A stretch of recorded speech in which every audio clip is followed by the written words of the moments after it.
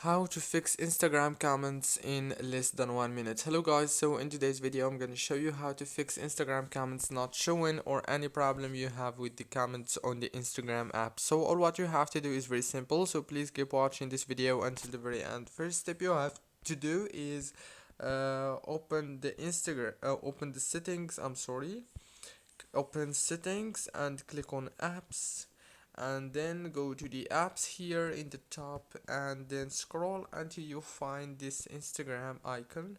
Click on it and then click here on force stop, and then go down to open by default and click here on this option and choose always allow. Go back, click on storage.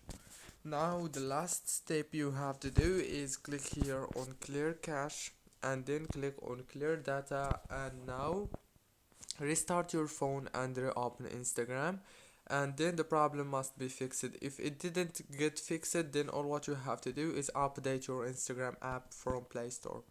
Don't forget to like, subscribe. Thank you so much for watching.